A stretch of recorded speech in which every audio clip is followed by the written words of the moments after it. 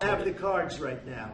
With us, you start having not playing cards. Right now, you don't. You're playing cards. Mr. President. You're I'm playing very cards. serious. You're gambling with the lives of world. millions of people. You're you gambling with World War III.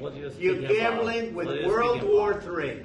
And what you're doing is very disrespectful to the country, this country. That's back to you. Far more than a lot of people said they should have. Have you said thank you once? A lot of times. No, in this entire meeting, you said thank you. Even today. You went to Pennsylvania and campaigned for the opposition in October. Offer some words of appreciation for the United States of America and the president who's trying to save your country. Please, you think that if you will speak very loudly about the war, He's not speaking loudly. He's not speaking loudly. Your country is in big trouble. Can I Wait a answer? minute. No. You've done a lot of talking.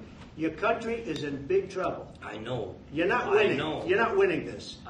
You have a damn good chance of coming out okay because of us. Mr. President, we are staying in our country, staying strong from the very beginning of the war. We've been alone, and we are thankful. I said thanks you haven't in been this alone. cabinet, you and not only in this cabinet. We gave you, through this said stupid president, $350 billion.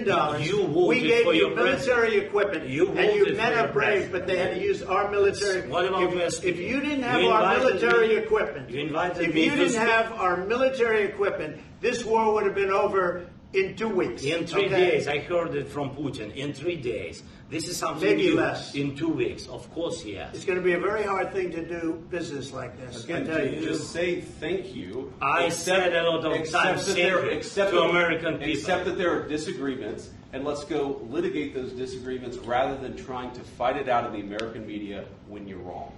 We know that you're wrong. But you see, I think it's good for the American people to see what's going on. I understand, sir. I think it's very important. That's why I kept this going so long. You have to be thankful. You don't have the cards. You're buried there. Your people are dying. You're running low on soldiers. Listen, you're running low on soldiers. It would be a damn good thing. And then you tell us, I don't want a ceasefire. I don't want a ceasefire. I want to go, and I wanted this.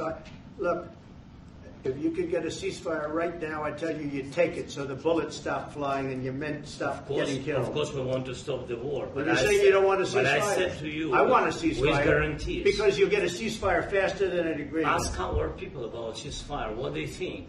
That wasn't with me. For you that wasn't with me. That was with a guy named Biden, who was not a smart person. That was with Obama. It was your president. Excuse me. That was with Obama, who gave you sheets, and I gave you javelins. Yes. I gave you the javelins to take out all those tanks. Obama gave you sheets. In fact, the statement is, Obama gave sheets and Trump gave javelins. You got to be more thankful, because let me tell you, you don't have the cards. With us, you have the cards. But without us, you don't have any cards. One more question to Mr. Vice President. I'm sorry. It's going to be a tough deal to make because the attitudes have to change. What if Russia breaks ceasefire? What if Russia breaks peace talks? What do you do then? I understand that it's a heated conversation right now. What are you saying? She's asking, what if Russia breaks the ceasefire? What if anything? What if a bomb drops on your head right now? Okay? What if they broke it? I don't know. They broke it with Biden because Biden, they didn't respect him. They didn't respect Obama. They respect me. Let me tell you, Putin went through a hell of a lot with me. He went through a phony witch hunt where they used him and Russia. Russia. You ever hear of that deal? That was a phony Hunter Biden, Joe Biden scam. Hillary Clinton, Shifty Adam Schiff. It was a Democrat scam. And he had to go through that. And he did go through it. We didn't end up in a war. And he went through it. He was accused of all that stuff. He had nothing to do with it. It came out of Hunter Biden's bathroom. It came out of Hunter Biden's bedroom. It was disgusting. And then they said, oh, the laptop from hell was made by Russia. The 51 agents. The whole thing was a scam. And he had to put up with that. He was being accused of all that stuff. All I can say is this.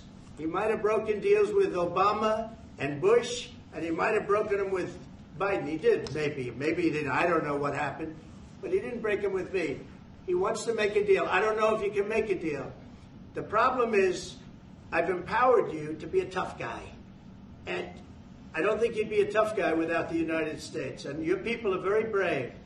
But you're either going to make a deal or we're out. And if we're out, you'll fight it out. I don't think it's going to be pretty, but you'll fight it out. But you don't have the cards. But once we sign that deal, you're in a much better position. But you're not acting at all thankful. And that's not a nice thing. I'll be honest, that's not a nice thing.